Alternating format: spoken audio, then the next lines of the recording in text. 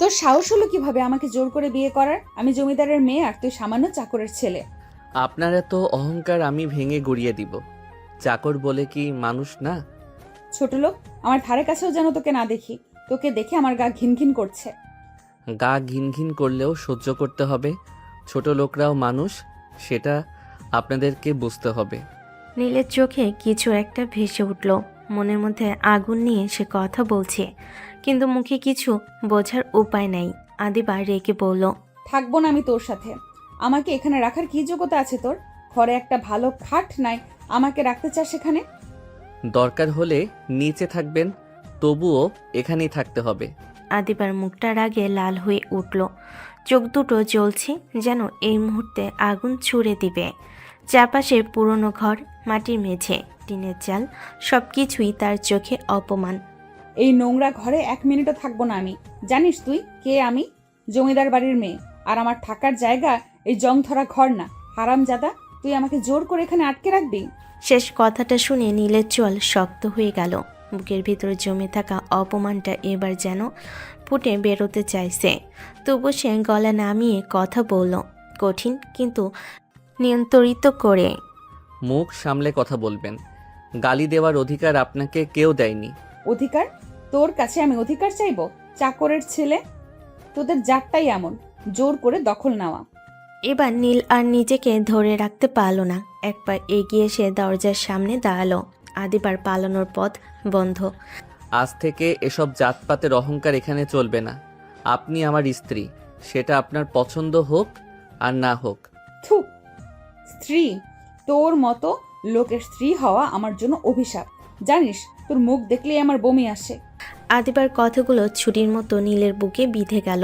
তবু সে চোখ নামালো না, বরং আরও শান্ত হয়ে গেল, যে শান্তিতে ঝড়ের গন্ধ থাকে। বমি আসলে বাইরে গিয়ে করবেন, কিন্তু এই বাড়ি ছেড়ে যাবেন না। আমি যাবই, এখনই যাব। দেখি কে আটকায় আমাকে। আদিবা দরজার দিকে এগোতে নীল হঠাৎ দরজাটা টেনে বন্ধ করে দিল। বিকট শব্দে দরজা বন্ধ হতে আদিবা চমকে উঠল। কি করছিস? পাগল হয়েছিস নাকি? সর দরজা থেকে। না, আজ কোথাও যাবেন না। জোর করছিস? হাত লাগাস কেন? আদিবার আগে নীলের বুকের উপর দুহাত দিয়ে ধাক্কা দিল। নীল এক পা পিছালেও নিজেকে সামলে নিল। চোখে এবার কঠিন সিদ্ধান্ত। জোর যদি না করতাম তাহলে আপনি কোনোদিনই সত্যিটা বুঝতেন না। এই বিয়ে ভাঙবে না, আপনি এখানে থাকবেন। শোন ছোট লোক, আমি জমিদার বাড়ির আদিবা। তোদের মতো গরিবের ঘরে আমি দম বন্ধ হয়ে মারা যাব। আল্লাহর ভয় কর। আল্লাহ দেখছেন কে কাকে ছোট করছে। আপনি চাইলে এই ঘরকে জেল ভাবতে পারেন, কিন্তু এই জেলটাকে আপনাকে বেরোতে হবে নতুন কিন্তু এই জেল থেকেই আপনাকে বেরোতে হবে নতুন মানুষ হয়ে। স্বপ্ন দেখাস না, আমি কখনোই তোর স্ত্রী হয়ে থাকবো না। সময় সব শেখায় আদিবা। অহংকারও ভাঙে, রাগও নরম হয়। আদিবা কিছুক্ষণ চুপ করে নীলের দিকে তাকিয়ে রইল। সেই তাকানোর ভেতরে ঘৃণা, অপমান আর অজানা ভয়। নীল দরজার পাশ থেকে সরে এসে বলল, ঘরটা ছোট জানি, আজ মানিয়ে নিতে হবে। কাল থেকে নতুন নিয়মে জীবন শুরু। নীল বেরিয়ে গেল। দরজাটা বাইরে থেকে বন্ধ করে দিল। ঘরের ভেতর একা দাঁড়িয়ে রইল আদিবা, জমিদার বাড়ির রাজকন্যা, যে আজ এক চাকরের ছেলের ঘরে বন্দি। তার চোখে পানি জমে উঠল, কিন্তু সে কাঁদল না। এই ঘরে শুধু আদিবার অহংকারী না, ভাঙতে চলেছে আরও অনেক গোপন ইতিহাস আর নীলের নীরব কঠিন ভালোবাসা। দরজা বন্ধ হওয়ার শব্দ এখনও আদিবার কানে বাজছে। পুরনো ঘরটার ভেতর বাতাস পর্যন্ত যেন ভারী।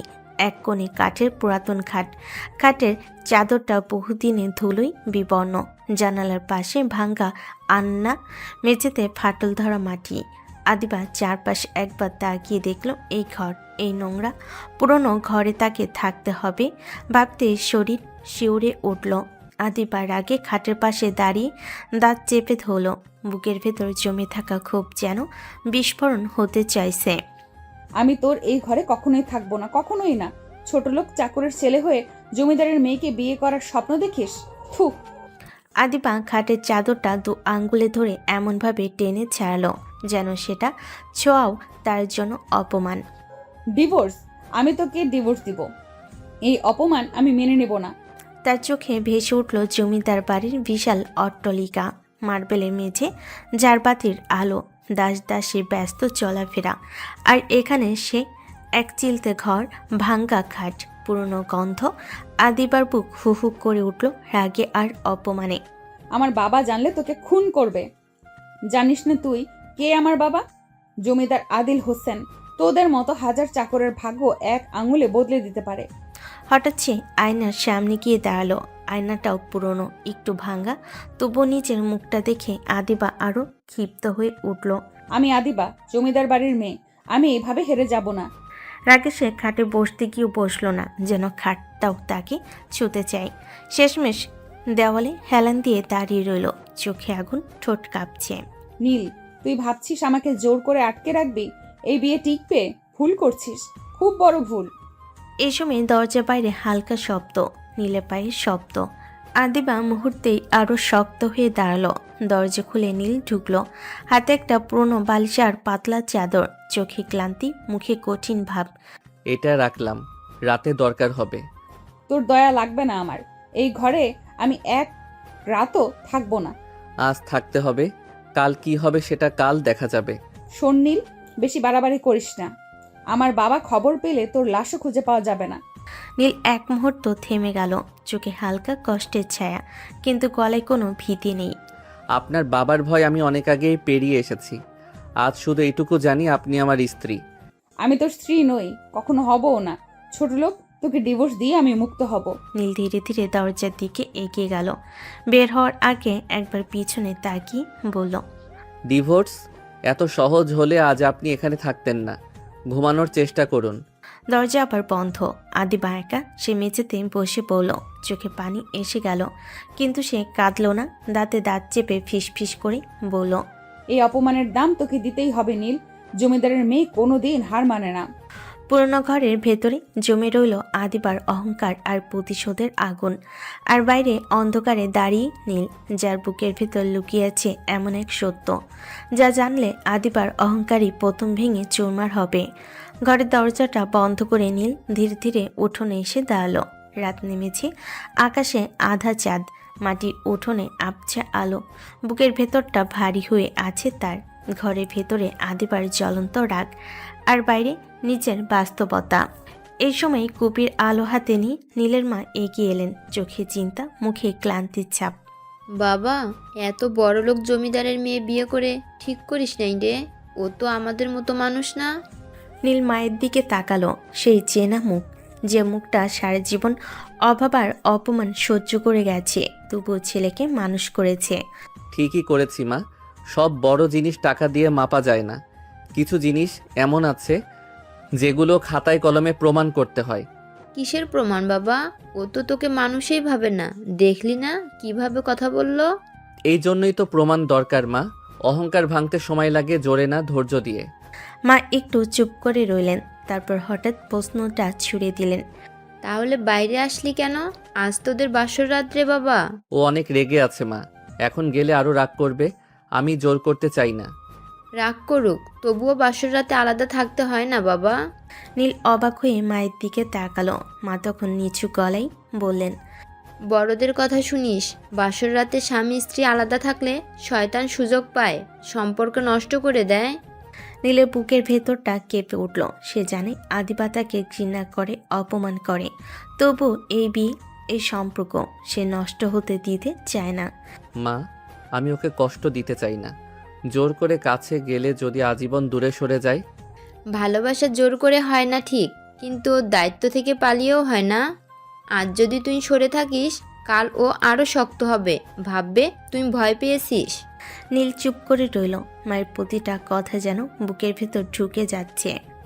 ও জমিদারের মেয়ে, অহংকার আছে, কিন্তু এখন সে তোর বউ। আজকের রাতটা তোর। নিজের অধিকার বুঝে নে বাবা, রাগ ভাঙবে ধীরে ধীরে। নীল আকাশের দিকে তাকালো। চাঁদের আলোয় যেন নিজের ভবিষ্যৎটা দেখছে, কঠিন কাটা ভরা, তবু নিজের। ঠিক আছে মা, আমি যাব। যা বাবা, আল্লাহ ভরসা। নীল ঘরের দিকে পা বাড়ালো। প্রতিটা কদম ভারী লাগছে। দরজার সামনে এসে এক মুহূর্ত দাঁড়ালো সে। ভেতরে আদিবা, রাগে, অপমানে, অহংকারে আগুন। নীল মনে মনে বলল, আজ যদি আমি পিছিয়ে যাই, এই সম্পর্ক শুরু হওয়ার আগেই শেষ হয়ে যাবে। সে দরজার হাতল ধরল, ধীরে, খুব ধীরে দরজাটা খুলো।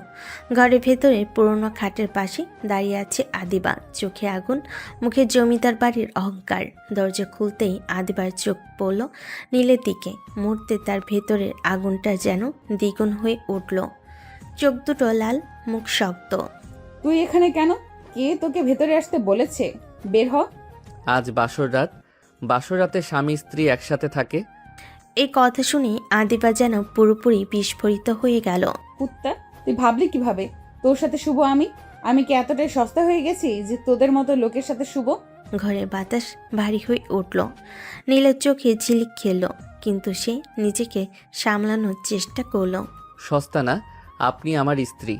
স্বামী স্ত্রী একসাথে থাকার নিয়ম। নিয়ম? তোর নিয়ম আমাকে শোনাবি? তোর সাথে কখনো থাকবো না আমি, কখনো না। থাকতেই হবে। আমার মা বলেছে স্বামী স্ত্রী আলাদা থাকতে নাই।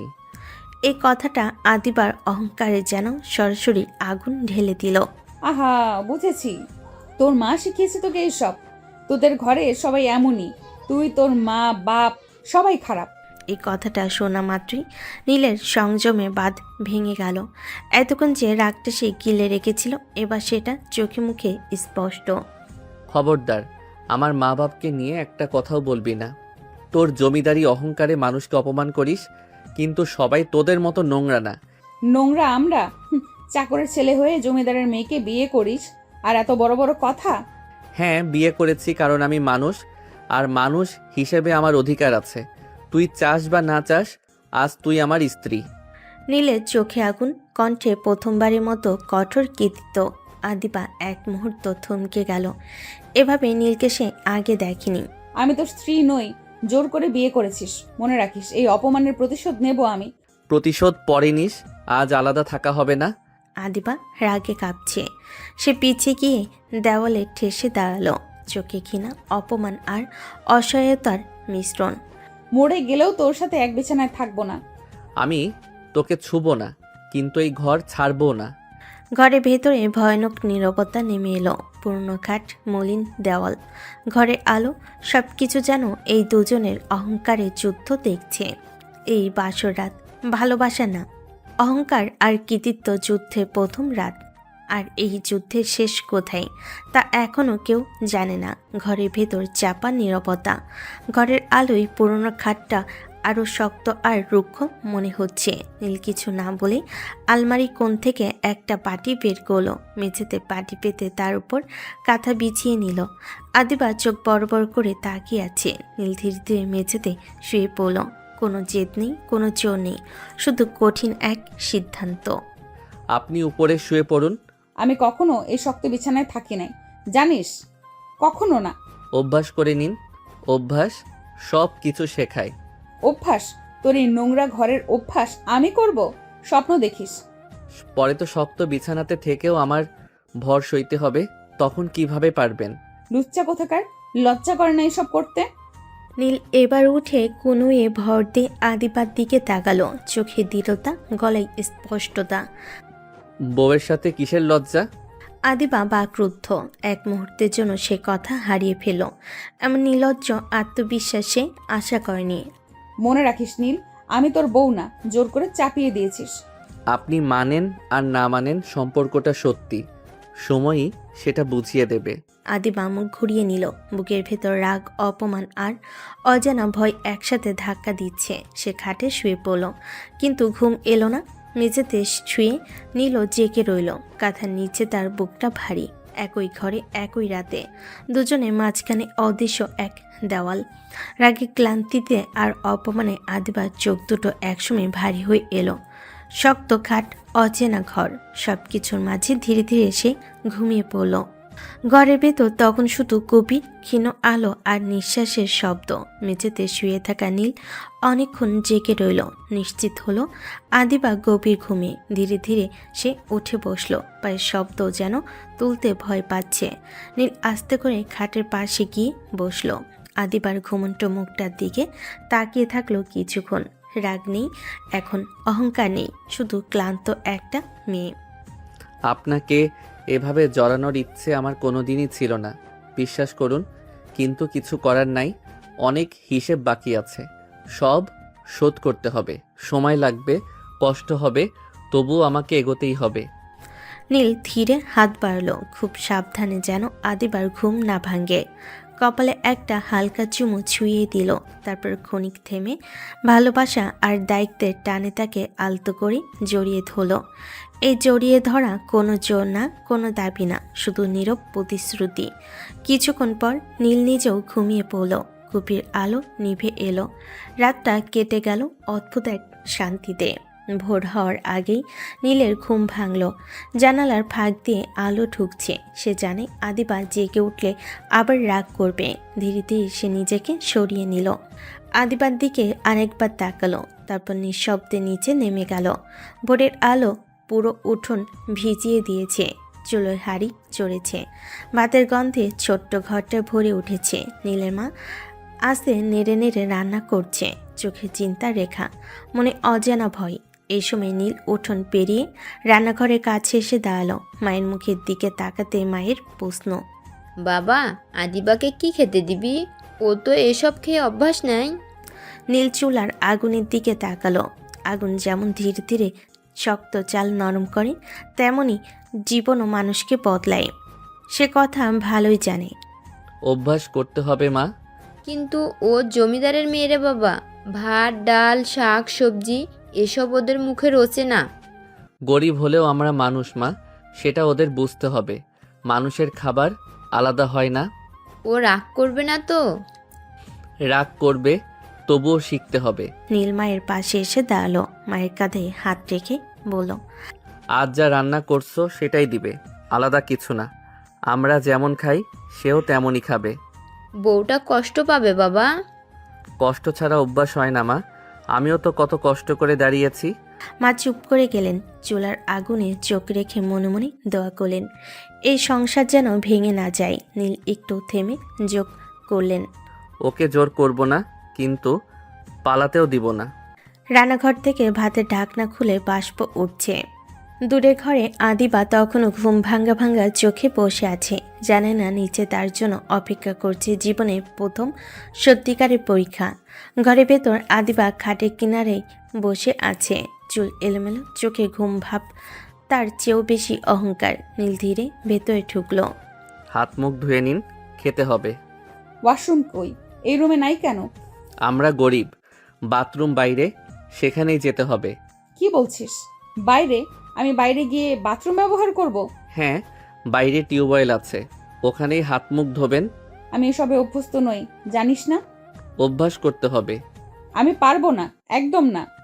এক মুহূর্তে নীরবতা, তারপর নীল ধীরে এগিয়ে এলো। খুব শক্ত না, খুব আলগাও না। আদিবার হাতটা ধরলো। চলুন।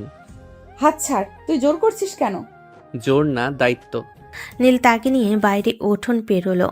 সকালের আলোয় মাটির উঠোন, একপাশে টিউবওয়েল আর একটু দূরে টিনের ছাউনি দেওয়া বাথরুম। আদিবার চারপাশ দেখে আবারও ক্ষিপ্ত।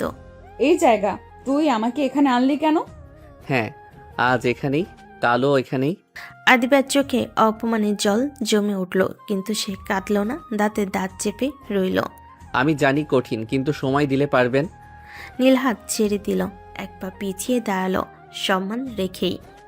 আমি বাইরে থাকবো, আপনি কাজ সেরে নিন। আদিবা দাঁড়িয়ে রইল। জমিদার বাড়ির মেয়ের জীবনে প্রথমবার এমন সকাল। টিনের ছাউনি দেওয়া ছোট্ট বাথরুম থেকে ধীরে ধীরে পেরিয়ে এলো আদিবা, মুখ শক্ত, চোখে জমে থাকা অপমানের চাপ। নীল কিছু না বলে সামনে এগিয়ে গেল। এদিকে আসুন, টিউবওয়েলে হাত মুখ ধুয়ে নিন। আদিবা একবার চারপাশে তাকালো। খোলা উঠোন, সকালের রোদ, পাশে বাড়ির লোকজনের নড়াচড়া, সব কিছুই তার কাছে অস্বস্তিকর।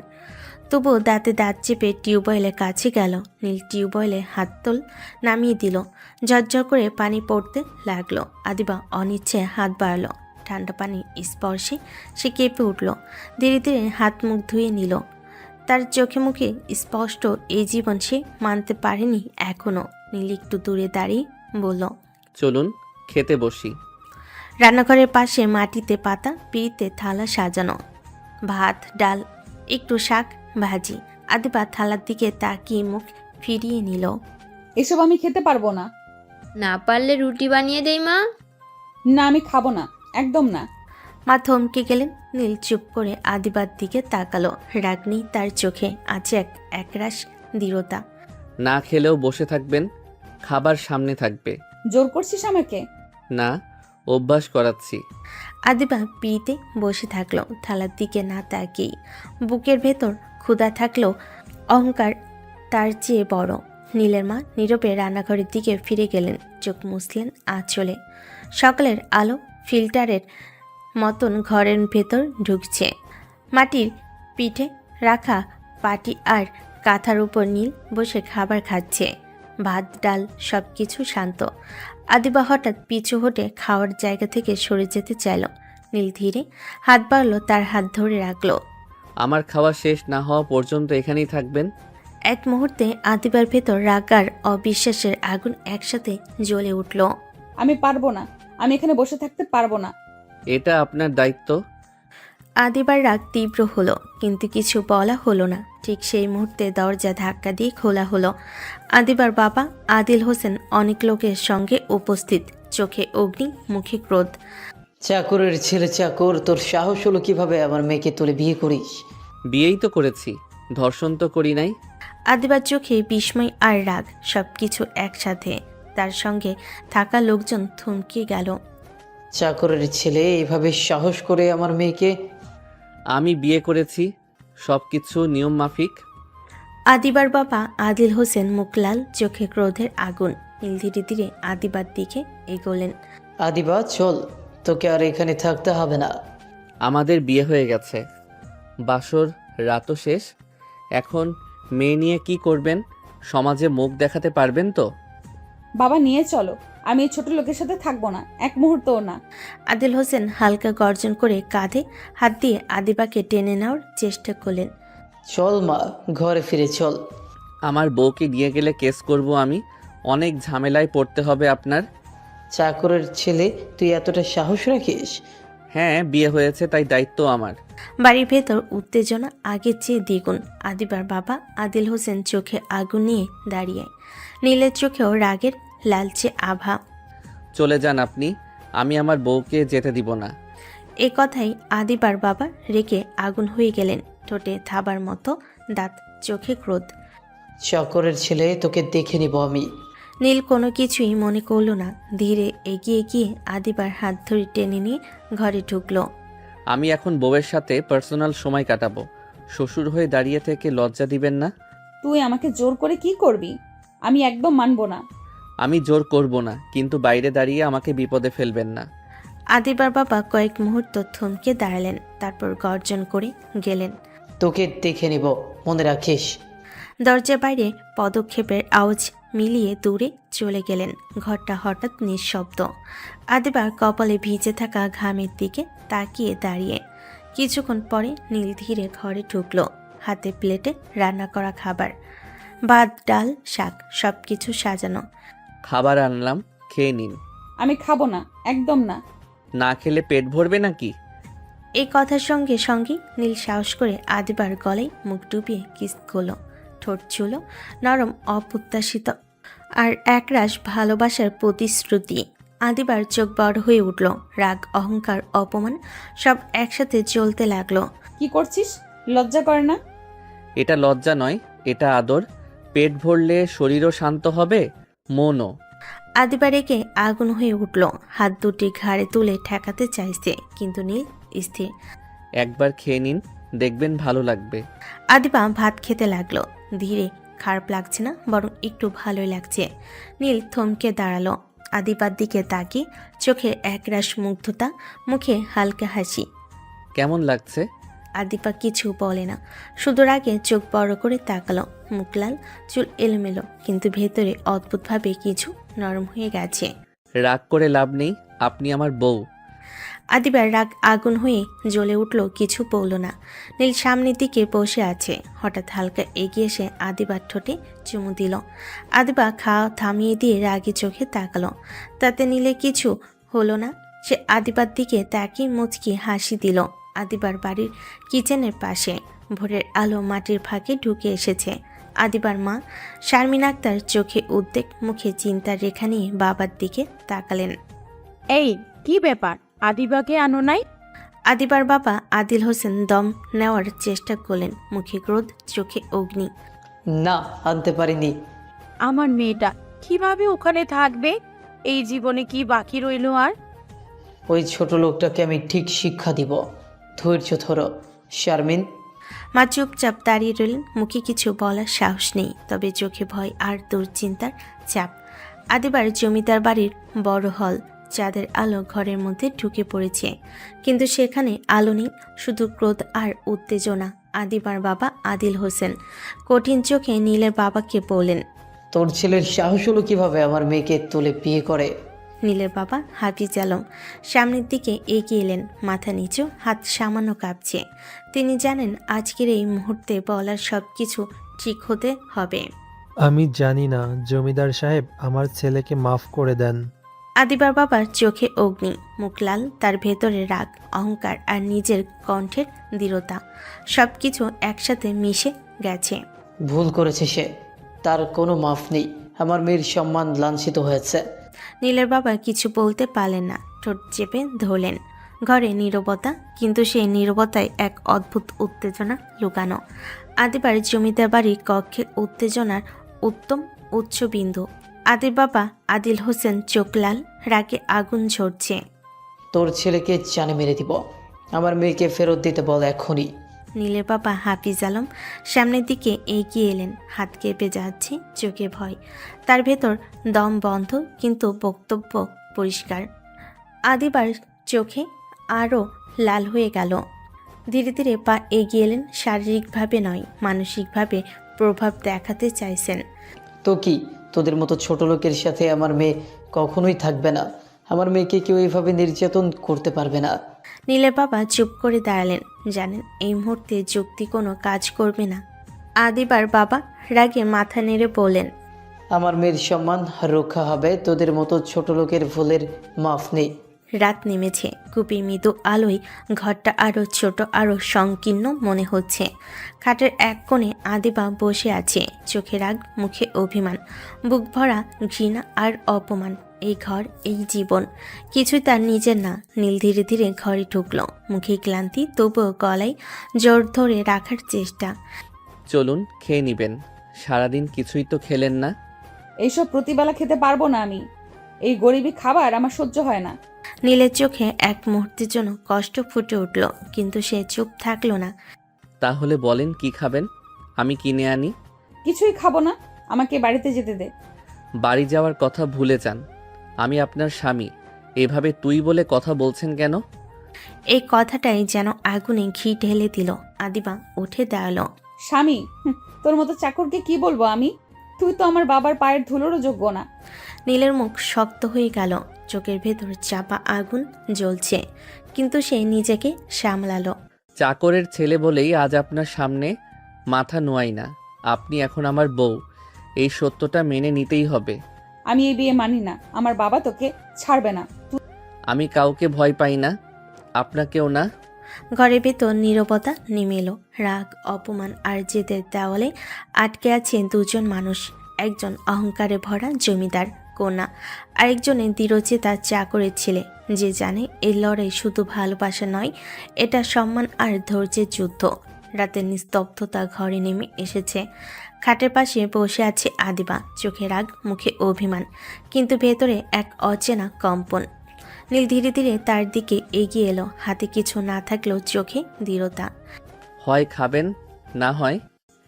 নীল ধীরে এগিয়ে এসে আদিবার ঠোঁটে ঠোঁট টুপিয়ে কিস করলো, তারপর ঠোঁটে দুষ্ট হাসি দিয়ে বলল, কিস করে পেট ভরাবেন। আদিবার চোখ বড় হয়ে গেল, রাগ লজ্জা সবই একসঙ্গে জ্বলে উঠল, কিন্তু ভিতরে কিছু নরম হয়ে গেছে। তুই কি করছিস? এটা লজ্জা নয়, এটা আদর। আপনি না খেলে শরীরও মনও খালি থাকে। রাতের নিস্তব্ধতা ঘরটাকে আরো ছোট করে দিয়েছে। খাটের পাশে বসে আছে আদিবা, চোখে রাগ, মুখে অহংকার, কিন্তু ভেতরে অচেনা উত্তেজনা। নীল ধীরে এগিয়ে এসে আদিবার চোখের দিকে তাকালো, কণ্ঠে মৃদু হাসি, কিন্তু দৃঢ়তা অটুট। একটু আদর খান, পেট ভরে যাবে। কথা শেষ হবার আগে নীল ধীরে এগিয়ে এসে আদিবার ঠোঁটে আবার ঠোঁট ডুবিয়ে কিস করলো। আদিবা হঠাৎ রেগে চিৎকার করে উঠল, আমি আমি ভাত খাবো, চল। ঠিক আছে, তাহলে খেতে যাই। ধীরে ধীরে আদিবা উঠে দাঁড়ালো, চোখে রাগ, মুখে লজ্জা, ভেতরে অচেনা নরম ভাব। নীল তাকে সামনের দিকে টেনে নিয়ে রুমের একপাশে ছোট্ট টেবিলে বসালো। ভাত তরকারি সব সাজানো।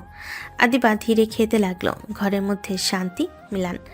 ভাতের বল টেবিলে রাখা, দুজনেই ধীরে খাচ্ছে, চোখে রাগ, মুখে অভিমান, কিন্তু মাঝে মাঝে ভেতরে অদ্ভুত উত্তেজনা ঝলসে ওঠে। হঠাৎ নীল ধীরে এগিয়ে আসে আদিবার দিকে, তাকিয়ে মৃদু হেসে বলল, চলুন একটু আরাম করি। কুত্তার নামা আমাকে কোলে তুললি কেন? কাল তো বাসর হলো না, আজ হবে। খবরদার কাছে আসবি না। আমি আপনার কাছে, একদম কাছে। দুজনের নিঃশ্বাস মিলছে। আদিবা হঠাৎ কেঁপে উঠল, রাগ আর লজ্জায় মিলিত ঢেউ ঘরকে ভরিয়ে দিয়েছে। নীল ধীরে আদিবার কাঁধে হাত রাখল। রাত গভীর, ঘর নিস্তব্ধ। ভেতরে শুধু নীল আর আদিবার নিঃশ্বাসের আওয়াজ। নীল ধীরে এগিয়ে এলো, চোখে মায়া, কণ্ঠে কোমল দৃঢ়তা। চলুন শুয়ে পড়ি। নীল আদিবাকে ধীরে বিছানায় শুয়ে দিল, চুপচাপ, যেন কোনো শব্দ নেই। হঠাৎ সে আদিবার গলে মুখ ডুবিয়ে চুমু দিল। হঠাৎ আদিবা চেঁচিয়ে উঠল। ছাড়, তোর সাহস কিভাবে হলো? রেখে সে নীলকে ধাক্কা দিয়ে নিচে ফেলে দিল, পা দিয়ে ঠেলা দিয়ে বলল, ঘর থেকে বের হ এক্ষুনি। নীল কিছুক্ষণ স্তম্ভিত হয়ে দেখল, তারপর রেগে, চোখে আগুন, কণ্ঠে দৃঢ়তা বলল, আপনাকে আদর করা আমার অধিকার। আপনি চাইলে খারাপ ব্যবহার করতে পারেন না আমার সাথে। চলে যা, আমি চাই না তোর এই সব ধরনের আচরণ। ঘরের ভেতর থমথমে নীরবতা, বাতাসে শুধু চাপা রাগ আর অপমানের গন্ধ। আদিবা বিছানার একপাশে বসে আছে, চোখে জল জমে আছে, কিন্তু অহংকার তাকে কাঁদতে দেয় না। নীল দাঁড়িয়ে আছে সামনে, কণ্ঠ কঠিন, চোখে দম বন্ধ করা আগুন। আমাকে একদম রাগাবেন না আদিবা। আমি খারাপ হয়ে গেলে পরিস্থিতি আরও খারাপ হবে।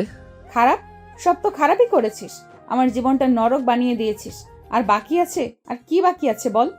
নীলের চোখে এক মুহূর্তের জন্য ধাক্কা লাগলো। সে এগিয়ে এলো, কিন্তু নিজেকে থামালো, তারপর ধীরে বিছানার পাশে বসে পড়ল। আপনি আমার বউ, এই সত্যটা বদলাবে না। আমি আপনাকে হারাতে পারি না, এইটাই আমার রাগের কারণ।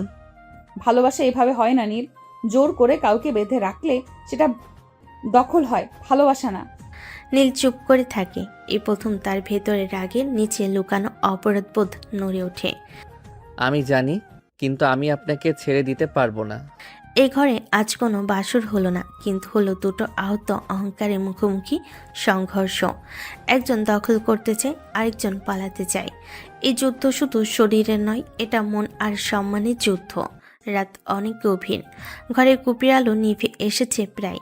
দিনভর রাগ, অপমান আর মানসিক যুদ্ধের পরে আদিবা অবশেষে ক্লান্ত হয়ে পড়েছে।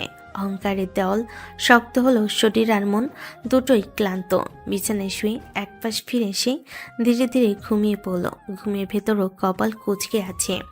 এই ঘর, এই জীবন, এই মানুষ, কিছুই সে মেনে নিতে পারেনি। নীল দূরে দাঁড়িয়ে তাকিয়ে আছে ঘুমন্ত আদিবার মুখে। তখন আর রাগ নেই, শুধু অসহায় এক জমিদার কন্যা, যাকে হঠাৎ করে অন্য এক জীবনে ছুঁড়ে ফেলা হয়েছে। নীল ধীরে বসে পড়ল, কথা বলছে না, কিন্তু তার ভেতর হাজারটা হিসেব ঘুরছে। আমার কিছু করার নাই, কিছু হিসেব বাকি আছে, সব শোধ করব আমি। তার চোখে প্রতিশোধের আগুন নয়, বরং এক অদ্ভুত দৃঢ়তা। সে জানে এই বিয়ে শুধু ভালোবাসার জন্য নয়, এর পেছনে আছে পূর্ণ অপমান, অবহেলা আর এক এমন কিছু সত্য যা এখনো কেউ জানে না। আজ আপনি আমাকে ছোটলোক ভাবছেন, একদিন নিজেই বুঝবেন এই ছোটলোকই আপনার সবচেয়ে বড় আশ্রয় হয়ে দাঁড়াবে। সে উঠে দাঁড়ায়, ঘুমন্ত আদিবার গায়ে কাঁথাটা একটু ঠিক করে দেয় অজান্তেই, নিঃশব্দে। এই রাত শান্ত, কিন্তু সামনে ঝড় আসছে। কারণ নীলের ভেতরে যে হিসেব বাকি, তা শুধু আদিবার সাথে নয়, তার জমিদার বাড়ির প্রতিটা অপমানের সাথে। ভোরের আলো উঠেছে, মুরগির ডাক আর দূরের আজানের শব্দে ঘুম ভাঙে আদিবার। বিছানায় বসে সে বুঝে যায়, এই ঘর, এই সকাল, এই জীবন সবই তার অচেনা। নীল দরজার পাশে দাঁড়িয়ে শান্ত গলায় ডাকলো, উঠুন, রান্না করতে হবে। আদিবা হঠাৎ সোজা হয়ে বসে পড়ে, চোখের আগের ঝিলিক, কণ্ঠে তাচ্ছিল। আমি এসব পারি না, এই কাজ আমার না। পারেন না মানেই পারবেন না এমন না, শিখে নিন, ভবিষ্যতে আপনাকেই তো করতে হবে। এ কথাই আদিবার রাগ যেন আগুন হয়ে ফেটে পড়ল। ভবিষ্যৎ?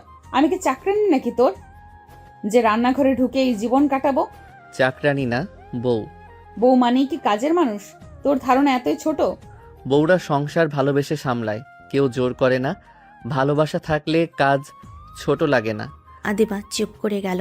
এই কথাটা সে আশা করেনি। জোর নয়, হুকুম নয়, শুধু ভালোবাসা শব্দটা তার কানে নতুন করে ধাক্কা দিল।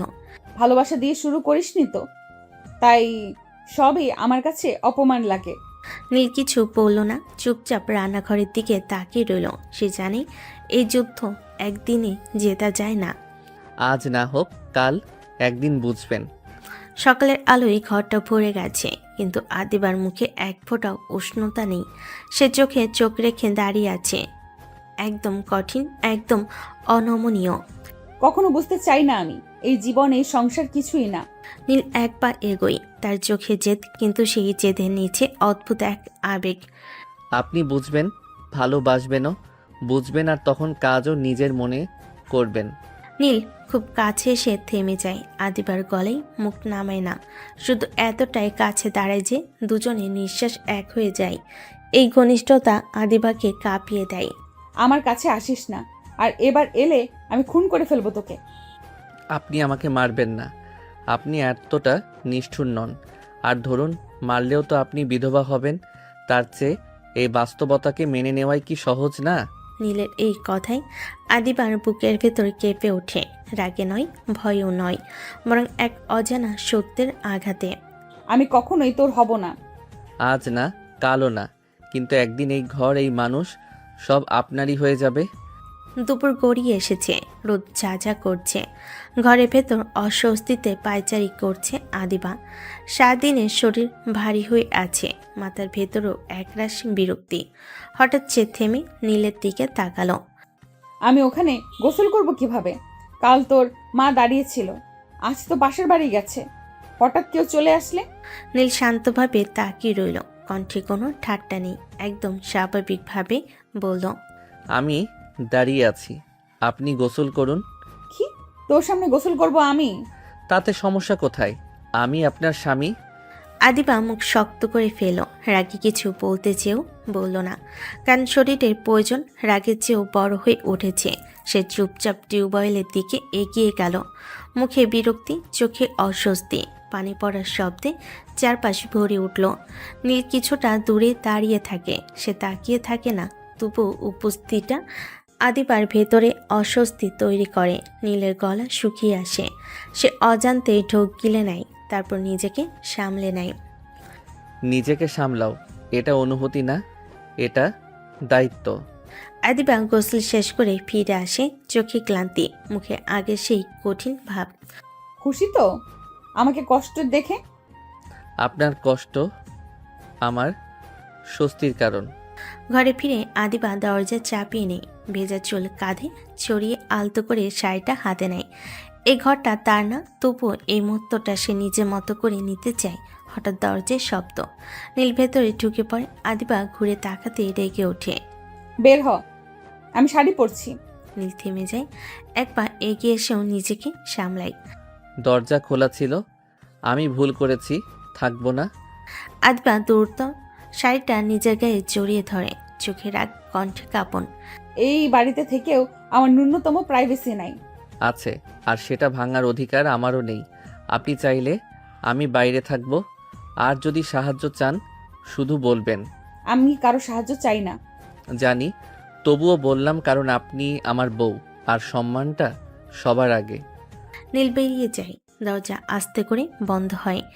ঘরে একা দাঁড়িয়ে আদিবা গভীর শ্বাস নেয়, হাত কাঁপছে, রাগে নয়, বরং অজানা এক দ্বন্দ্বে। বিকেলের নরম আলো উঠোনে এসে পড়েছে, বাতাসে কাঁচা রোদের উষ্ণতা, অথচ ঘরের ভেতর একটা চাপা ভারী ভাব। নীলের মায়ের পাশে মাটির চৌকিতে বসে আছে আদিবা। আজ তার মুখে রাগ কম, চোখে ক্লান্তি বেশি। নীলের মা আদিবার মাথায় আলতো হাত বুলিয়ে দিলেন, চোখে একরাশ মায়া। আমার মেয়ে থাকলে আজ ঠিক তোমার মতোই হতো মা। আপনার মেয়ে আছে? কই, কোথাও গেছে নাকি? এতদিনে তো কাউকে দেখলাম না। নীলের মা হালকা হাসলেন, কিন্তু সেই হাসির ভেতরে জমে থাকা কষ্ট লুকানো গেল না। চোখ দুটো ধীরে ভিজে উঠল। আমার মেয়েটা এই দুনিয়াতে নাই মা। মানে? নীলের মা একবার আকাশের দিকে তাকালেন, যেন নিজের চোখের জল আটকে রাখার চেষ্টা করছেন। অমানুষের জন্য এই দুনিয়া ছেড়ে বিদায় নিছে সে। এই কথার মানে আদিবার পুরোপুরি বোঝার মতো বয়স অভিজ্ঞতা আছে, তবু সে বুঝতে পারল না ঠিক কী ঘটেছিল। শুধু বুকের ভেতর হঠাৎ একটা অস্বস্তি জমে উঠল। আদিবা চুপ করে রইল। এই প্রথম সে নীলের মায়ের চোখে অসাধ্য দেখল। দূরে দাঁড়িয়ে সব শুনছিল নীল, মুখে কোনো অভিব্যক্তি নেই, কিন্তু চোখের গভীরে জমে উঠেছে পুরনো আগুন। সব হিসাব শোধ করব আমি, বেশি দিন লাগবে না। তার মুঠি শক্ত হয়ে আসে। এটা শুধু আদিবার সঙ্গে লড়াই নয়, এটা অতীতের রক্তক্ষরণ, অপমান আর হারানোর হিসেব। রাত নেমেছে ধীরে ধীরে। কুপির আলোয় ঘরটা আধো অন্ধকার, আধো আলোয় ডুবে আছে। খাটের এক পাশে বসে আছে আদিবা, চোখে আজ রাগের চেয়ে বেশি কৌতূহল। বিকেলের কথাগুলো তার মাথা থেকে যাচ্ছিল না। তোমার বোনের সাথে কি হয়েছিল নীল? নীল থমকে যায়। এক মুহূর্তে তার চোখের ভাষা বদলে যায়, শান্ত থেকে কঠিন, কঠিন থেকে রাগে। এসব জেনে আপনি কি করবেন? সে একপাশে মুখ ফিরিয়ে নেয়, যেন কথা এখানেই শেষ করতে চায়। আপনি আপনার সংসার করুন মন দিয়ে, এই প্রশ্নগুলো আপনার জন্য না।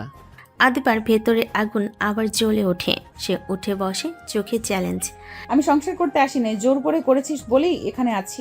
নীল ধীরে ঘুরে তাকায়, কাছে আসে কিন্তু স্পর্শ করে না। তার কণ্ঠ নিচু, অথচ অদ্ভুতভাবে কৃতিত্বপূর্ণ। আপনি মানুন বা না মানুন, এই সংসার আপনারই।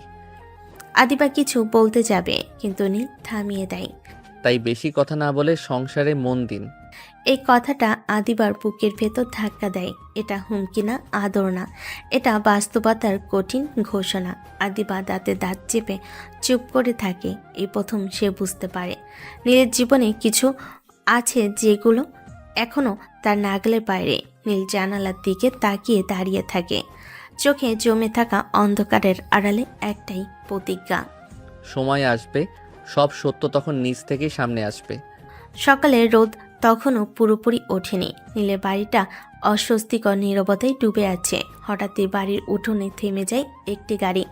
দরজার সামনে দাঁড়িয়ে থাকা লোকটি গম্ভীর গলায় বলে, জমিদার বাড়ি থেকে এসেছি। জমিদার সাহেব তার মেয়েকে নিয়ে যেতে বলেছে, তাকে তিনি আজকেই দেখতে চান। নীল চেয়ারে বসেছিল। কথাটা শুনে মুখে কোনো ভ্রুক্ষেপ নেই। যার দরকার সে নিজেই এসে দেখা করে যাক, উনি কোথাও যাবে না। লোকটা একটু অবাক হয়, কিছু বলতে যাবে, তার আগে আদিবা ঘর থেকে বেরিয়ে আসে। কথাগুলো সে শুনে ফেলেছে। এ কেমন ব্যবহার নীল? ওটা আমার বাবা, আমি যাব বাড়ি, আমার বাবা অপেক্ষা করছে। না, যাওয়া হবে না। কি বলছো তুমি? আমাকে আটকানোর অধিকার তোমায় কে দিয়েছে? নীল এক পা এগিয়ে আসে, গলার স্বর নিচু হলো, ভেতরে চাপা আগ্রাসন। এই বাড়ি ছাড়ার সিদ্ধান্ত নেওয়ার অধিকার এখন আপনার নেই। আমি বন্দি না নীল, আমি তোমার সম্পত্তিও না। আপনি বন্দি না, কিন্তু এই মুহূর্তে আপনি এখানেই থাকবেন। লোকটা অস্বস্তিতে দাঁড়িয়ে থাকে। নীল চোখ ঘুরিয়ে তাকায়। আপনি যান, বলবেন আমি কারো ডাকে ছুটে যাই না। লোকটা চলে যায়। উঠোনে আবার নীরবতা নেমে আসে। আদিবার চোখে চোখ রেখে তাকায় নীলের দিকে। তুমি আমাকে বাবার কাছ থেকে আলাদা করে রাখছো, এর হিসাব একদিন দিতে হবে। হিসাবের দিন আসবেই, কিন্তু আজ না। ঘরের দরজাটা বন্ধ হতেই আদিবার বুকের ভেতর জমে থাকা কষ্টটা আর ধরে রাখতে পারে না। খাটের কোণে বসে সে দুহাতে মুখ ঢেকে কেঁদে ওঠে। নিঃশব্দ কান্না, যেখানে অপমান, অবহেলা আর অসাধ্য একসাথে মিশে আছে। আমি কি দোষ করেছি? আমার সাথে এমন করছো কেন সবাই? ঠিক তখনই ধীরে ধীরে দরজার পাল্লা খুলে যায়। নীলের মা ঘরে ঢুকে পড়েন। ছেলে স্ত্রীর এমন অবস্থা দেখে বুকটা মোচড় দিয়ে ওঠে তার। নীলের মা কাছে এসে আদিবার মাথায় হাত রাখেন। কান্না করিস না মা, এভাবে ভেঙে পড়িস না। মা, আমি কি করেছি? আপনার ছেলের উপর আমি তো কিছুই করিনি, তবুও কেন এমন করছে আমার সাথে? তুই না করলেও মা, তোর উপর ওর রাগ আছে। আমার উপর রাগ? কিসের রাগ মা? নীলের মা কিছুক্ষণ চুপ করে থাকেন। মনে হয় কত কথা গলায় এসে আটকে যাচ্ছে। সব রাগ তো সবসময় দোষের হয় না রে মা। কিছু রাগ জমে থাকে বুকের ভেতর, সেই রাগের আগুনে পুড়ে যায় নির্দোষ মানুষও। তাহলে আমি শুধু রাগ ঝাড়ার জায়গা? না মা, তুই কারো রাগ ঝাড়ার জায়গা না। সব খারাপ মানুষের মনও খারাপ হয়ে যায়। তুই কষ্ট পাস না মা, সব ঠিক হয়ে যাবে। নীল এখন রেগে আছে বলেই এমন করছে। কিন্তু মা, আমি তো মানুষ, আমারও তো কষ্ট লাগে। আমি জানি মা, আমি সব বুঝি।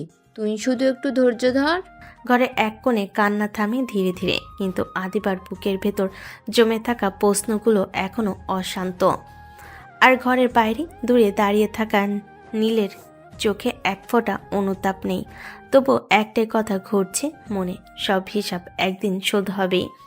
দিন শেষে রাত নেমেছে, নরম আলোয় ভরা। নীল সারাদিন কোথাও যায়নি, শুধু কাজের ঝুঁকি সামলেছে। ঘরে ফিরে এসে সে দেখতে পায় নীলের মা রান্না সারছেন। গন্ধে পুরো বাড়ি ভরে গেছে। নীল এগিয়ে এসে দাঁড়ালো। মা, খেতে দাও। আদিবা তো খাইনি আজ। তাহলে দুজনের খাবার বেড়ে দাও মা, আমরা একসাথে খাবো। তুমি বাবার সাথে খেয়ে নাও, আর আমরা রুমে গিয়ে খাবো। নীলের মা কিছুক্ষণ চুপ করে তাকালেন। দেখে মনে হলো ছেলের দৃঢ়তা এবং আদর্শে তিনি কিছুটা আশ্বস্ত। ঠিক আছে, দুজনের জন্য খাবার বাড়ছি। নীল প্লেট দুটো হাতে ধরে রুমের দিকে এগোতে লাগলো। আদিবা ঘরেই বসে আছে, চোখে ভরের কৌতূহল, মুখে অস্বস্তি আর রাগের মিশ্রণ। নীল খাবার নিয়ে রুমে ঢুকলো। আদিবা তার দিকে তাকিয়ে রেগে বলল, বেরিয়ে যাও। আমরা একসাথে খাবো, আপনাকে খেতে হবে। এই সংসার তাছাড়া চলবে না। রাত ঘনিয়ে এসেছে, রুমের অল্প আলোয় সব কিছু ঢেকে গেছে। নরম ছাই, আদিবা বসে আছে, চোখে রাগ আর অস্বস্তি মিলেমিশে এক অদ্ভুত ঝলক। আমি খাবো না, আমাদের বাড়িতে যেতে দাও। নীল কিছুক্ষণ চুপ করে থাকলো, তার চোখে রাগ, কিন্তু চোখের ভেতর অন্য এক অদ্ভুত দৃঢ়তা। না, পরে নিয়ে যাব। না, আমি এখনই যাব। নীল এক পা এগিয়ে আসে, চোখে আগুন জ্বলে উঠেছে, মুখে কড়া নির্দেশ। মেজাজ গরম করবেন না, খান, না হলে খারাপ হবে। আদিবার রাগ আরও বেড়ে যায়। সে উঠে দাঁড়িয়ে, চুপচাপ নয়, কণ্ঠে আগুন। কি খারাপ করবে তুমি? আমি তোমার সাথে থাকবো না, ভালো লাগে না আমার। নীল হঠাৎ আগুন হয়ে যায়। কোণায় দাঁড়িয়ে থাকার বদলে সে দ্রুত আদিবার কাছে চলে আসে। দুজনের নিঃশ্বাস মিলতে থাকে। রাগ, আগ্রাসন আর অদ্ভুত আকর্ষণ একসাথে ভাসছে ঘরের বাতাসে। আপনি যা ভাবেন আমি তা শুনছি, কিন্তু আপনাকে আমার সাথেই থাকতে হবে। ঘরের ভেতর বাতাস ভারী, রাগে জমে থাকা নীরবতা যেন শব্দের চেয়েও বেশি জোরে কথা বলছে। নীল আদিবার কাছে এগিয়ে আসে। আমার কাছে আসবে না। নীল এক মুহূর্তে থামে, তারপর আরও কাছে এগিয়ে আসে। আমি জোর করতে আসি নাই, কিন্তু পালানোর পথ রেখে কথাও বলা যায় না। আদিবা। নীল খুব কাছে এসে দাঁড়ায়, কানের কাছে মুখ এনে ফিসফিস করে স্বরে রাগ নেই, আছে চাপা প্রতিজ্ঞা। এই সংসার থেকে নয়, এই সম্পর্ক থেকে পালাতে দিলেই সব শেষ হয়ে যাবে। আমি সেটা হতে দেব না।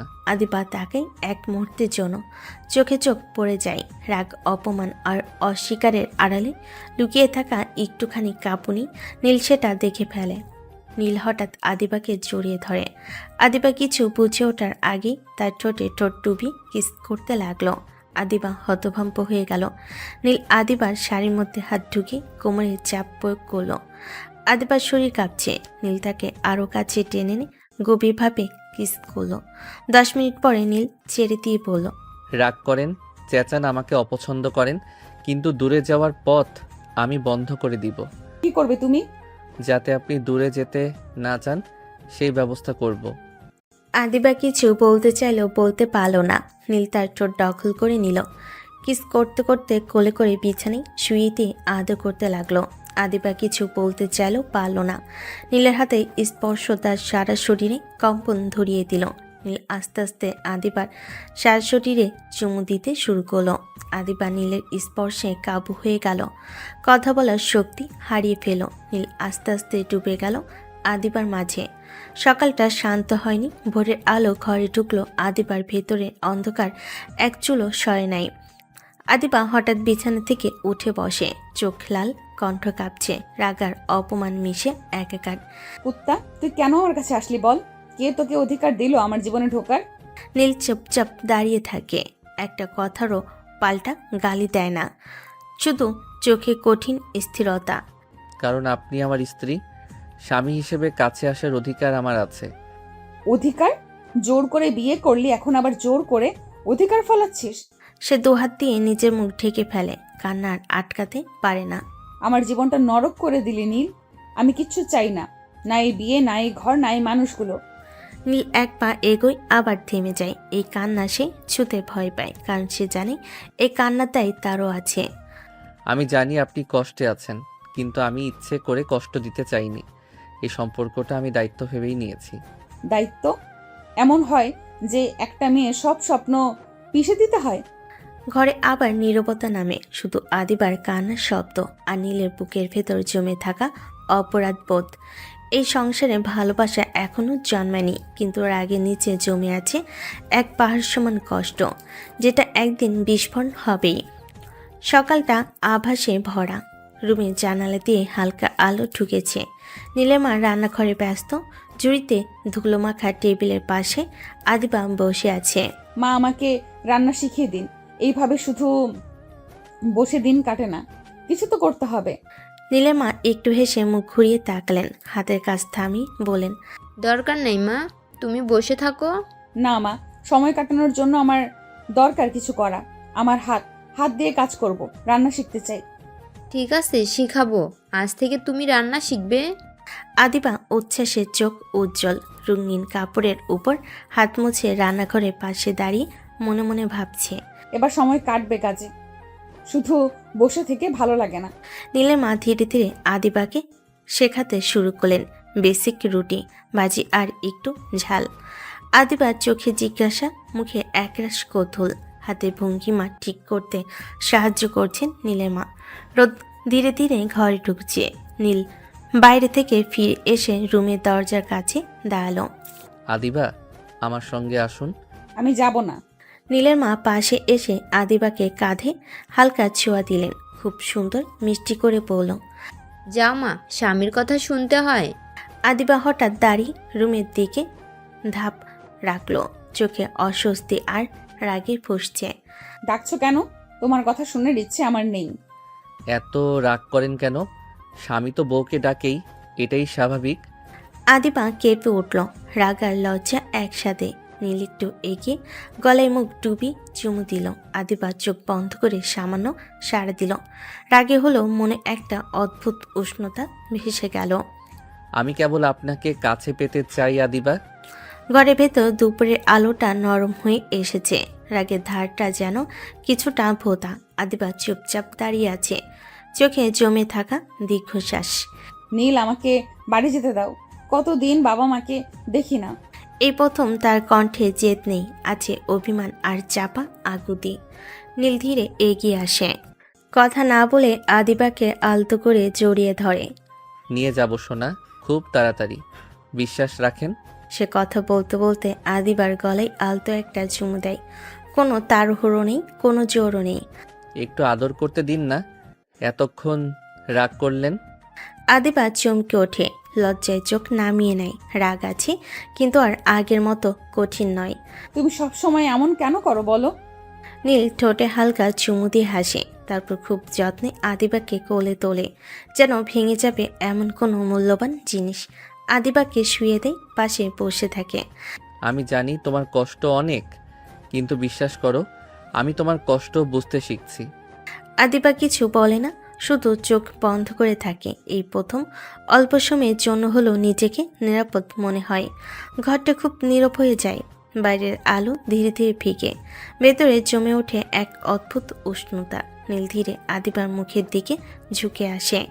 কোনো কথা নয়, শুধু চোখে ভাষা, একটা নরম ছোঁয়া, একটা ক্ষণিক থেমে থাকা শ্বাস। তারপর আদিবার ঠোঁটে আলতো স্পর্শ করে। আদিবা চমকে ওঠে, কিন্তু সরে যায় না। চোখ বন্ধ হয়ে আসে অজান্তে। ভয় পেও না, আমি আছি। নীল আদিবাকে জড়িয়ে ধরে। এই আলিঙ্গনে দখল নেই, আছে আশ্বাস, আছে অনেক না বলা কথা। সবকিছু এত সহজ না নীল।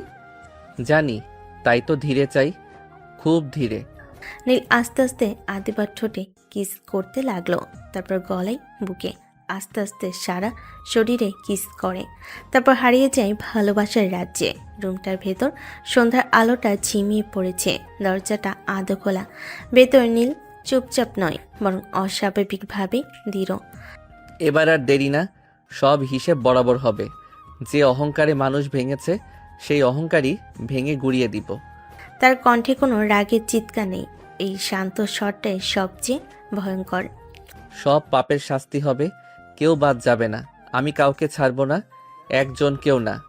ঠিক সেই মুহূর্তে আদিবা দরজার কাছে এসে থেমে যায়। সে পুরো কথা শোনে না, কিন্তু শোনা কয়েকটা শব্দই যথেষ্ট। শাস্তি? কিসের শাস্তি? কাকে দেব নীল? তার বুকের ভিতর হঠাৎ একটা অজানা কাঁপুনি। এতদিন যে মানুষটাকে সে শুধু জেদি, কঠিন আর রাগী ভেবেছে, এই মুহূর্তে তাকে অচেনা লাগে। নীল ফোন কেটে জানালার দিকে তাকিয়ে থাকে, চোখে জমে থাকা অন্ধকারটা স্পষ্ট। আদিবা ধীরে ধীরে এক পা পিছিয়ে আসে, নিজেকে আড়াল করে। এই মানুষটার ভেতরে আরেকটা নীল আছে যাকে আমি চিনি না, যে হিসেবের কথা বলে, শাস্তির কথা বলে। সেটা কি আমার বাবাকে নিয়ে? আদিবা কোনো কথা না বলে ঘর থেকে বেরিয়ে যায়। চোখে জমে থাকা প্রশ্ন আর ভয় সব গিলে ফেলে সে নীরবে হাঁটে। কিছুক্ষণ পর নীল রুম থেকে বের হয়। কোথায় যায় কেউ জানে না, শুধু তার পায়ের শব্দ মিলিয়ে যায় উঠোন পেরিয়ে। ঘরটা ফাঁকা, বিছানার উপর পড়ে আছে নীলের ফোন, নীরব কিন্তু ভারী। আদিবা থেমে যায় এক মুহূর্ত দ্বিধা, তারপর ফোনটা হাতে নেয়।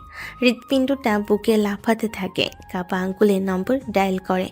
অনেক দিন পর মায়ের নাম্বার স্ক্রিনে ভেসে ওঠে। কলটা রিসিভ হতেই, হ্যালো, কে? মা, আমি আদিবা। মা, তুই কোথায়? কেমন আছিস? মা, নীল আমাকে যেতে দেয় না, কত বলি শুনে না। আমি আসতে পারি নাই তোমাদের কাছে। ও জোর করে আমাকে তুলে বিয়ে করেছিল, এখন চোখে চোখ রাখে। কি বলছিস মা? তুই ঠিক আছিস তো? ও তোকে কষ্ট দিচ্ছে? মা, তুমি এসে নিয়ে যাও আমাকে, আমি আর পারছি না।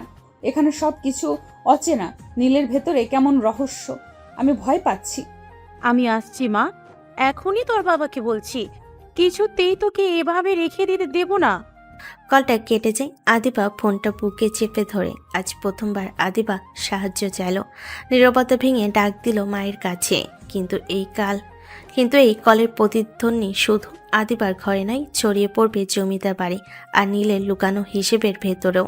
জ্বরটা শুরু হয়ে গেল, আর এবার আর কেউ একা একা নেই। রাত নেমেছে নীরবে, ঘরের বাতিটা জ্বলছে মিলান আলোয়। আদিবা বিছানার ধারে বসে, চোখে লুকানো ভয়, বুক ভরা উৎকণ্ঠা। দরজার শব্দে সে চমকে ওঠে। নীল ঢোকে, হাতে ফোন, চোখে কঠিন প্রশ্ন। কাকে কল দিছিলেন? এই একটুখানি প্রশ্নেই আদিবার বুকটা কেঁপে ওঠে। আদিবা চমকে, কিন্তু সত্য গোপন করে না। মা, আমি মাকে কল দিয়েছিলাম।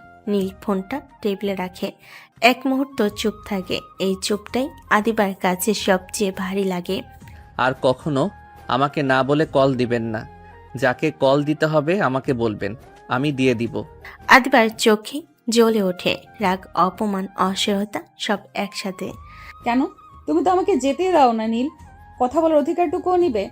আমি আটকাতে চাই না আপনাকে, আমি শুধু চাই সব কিছু নিয়মে হোক। হঠাৎ করে এমন কল সমস্যা বাড়ায়।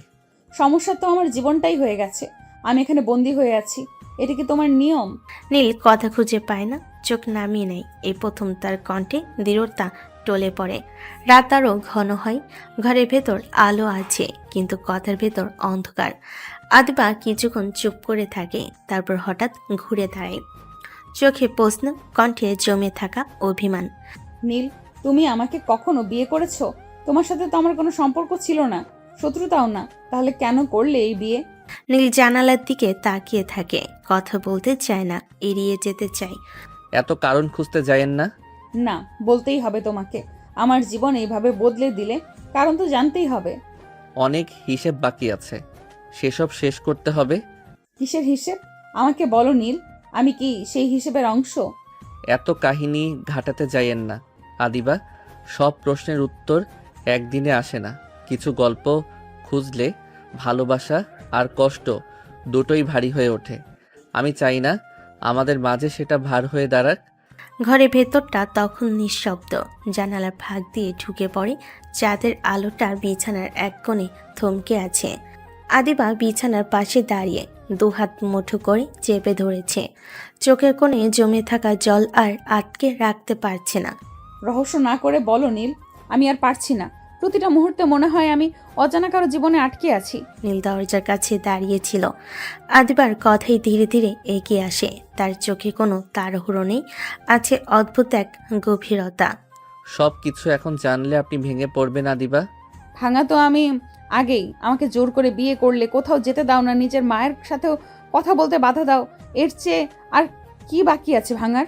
নীলার এক পা এগিয়ে এসে আদিবার সামনে দাঁড়ায়, দুহাত দিয়ে আদিবার কাঁধ ধরে। আদিবা চমকে উঠল, নিজেকে সরে না। আমি আপনাকে আটকাতে চাই না, কষ্ট দিতে চাই না, বিশ্বাস করেন। বিশ্বাস? এই সম্পর্কটা তো আমি বুঝি না, বিশ্বাস করব কিভাবে? নীল কিছুক্ষণ চুপ থাকে, তারপর হঠাৎ আদিবাকে নিজের বুকে টেনে নেয়। আদিবা প্রথমে ছটফট করে, কিন্তু নীলের শক্ত অথচ আশ্রয় দেওয়া আলিঙ্গনে ধীরে ধীরে স্থির হয়ে যায়। সময় সব জানিয়ে দিবে আদিবা। এই কথা বলে নীল আদিবার কপালে হালকা একটা চুমু দেয়, তারপর গালে খুব ধীরে, যেন ভয় পায় আদিবা আবার ভেঙে যাবে। আদিবা চোখ বন্ধ করে নেয়, কিন্তু তার কণ্ঠ কাঁপছে। সময় মানে কত সময় নীল? আমি কি সারা জীবন শুধু অপেক্ষা করব? যতদিন না সব হিসেব চুকছে ততদিন।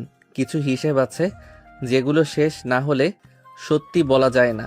তুমি সব সময় হিসেব হিসেব বলো। এই হিসেবের ভেতরে আমি কি একটা মানুষ, না শুধু কোনো দায়? নীলের চোখে এক মুহূর্তের জন্য আগুনে ঝিলিক দেখা যায়। সে আবার কাছে এসে আদিবার গলায় মুখ ডুবিয়ে নেয়। এবার চুমুটা নরম নয়, তাতে এক চাপা হিংস্রতা ফুটে উঠল।